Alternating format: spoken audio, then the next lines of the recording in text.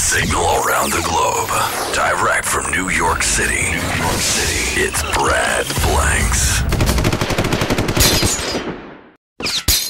Brad Blanks with Joseph Gordon-Levitt. How are you, sir? I'm well, how are you? Yeah, Toronto, you had a pretty good night last night? We played Looper for 2,000 people last night, and it's the first time the public's really seen the movie, and it's the first time I got to watch it with an audience. And it was a thrill to hear the oohs and the ahs. Yeah, it changes a movie when you see it with an audience. You know, I've seen the movie lots of times as we were putting it together, or seen cuts of the movie anyway. But when you watch it with a whole bunch of people, it changes the energy. Now, Looper. What is a looper? A looper is a type of assassin in the future that uses time travel.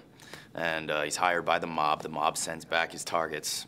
And basically, he's not a particularly skilled hitman. He just has to pull the trigger. The problem in this movie is that the person that gets sent back is yourself. Indeed. Well, time travel's very illegal.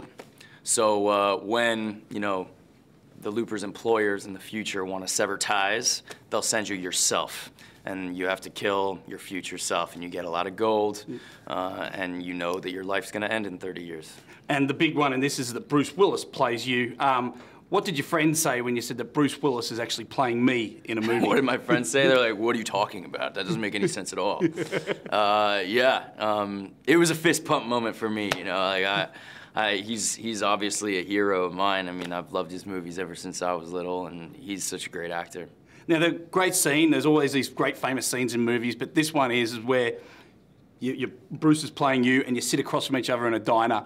Is that a moment where you have to pinch yourself and go, all right, here's me, looking like a young Bruce Willis, made up all the makeup, and I've got Bruce sitting in front of me, and you're going head to head, and essentially arguing. Yeah, it is, and it's such a great scene, so well written. I remember when I first read it, I was like, wow, this is really the centerpiece of the movie, and that is kind of the crux of the film, is what would you say to yourself if you could speak to your older self or to your younger self? So do you know what's gonna happen?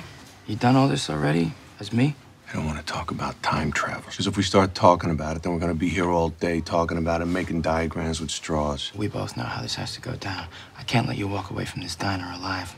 This is my life now. I earned it. You had yours already. So why don't you do what old men do and die? What sort of movie is it if it's not like completely hocus-pocus time travel? Yeah, the time travel's really just a springboard to set up the situation and to ask that question, what would you say to your future self or to your past self if you could have that conversation? And I think that's a lot of the best science fiction. It's not really focused on the time travel or on the gadgetry or on the, you know, this, that, or the other thing. It's telling a basic human story, and essentially it's a drama. And I think a lot of the best genre movies are that way. You know, like Chris Nolan movies too. The Dark Knight Rises, it's a superhero movie, but essentially it's a drama. Well, you've had a good year. You've become Robin, and Bruce Willis plays you. How do you analyse this going forward as a young actor hanging out in Hollywood? I don't hang out in Hollywood much. But I'm really lucky to get to do what I'm doing. I love working, and it's something I've been doing for 25 years now. And I'm just, you know, trying to remain grateful, and hopefully I get to keep going. Final words, do you think you'll end up bald like Bruce Willis? Probably. Yeah. Probably. You can see that happen? Yeah, sure. It's going back now, you reckon? Well, you're champion. Thanks, mate. Thank you very much. Good on you, Joe. Cheers. Yeah, cheers, mate. Thanks, buddy. Thanks, Chris.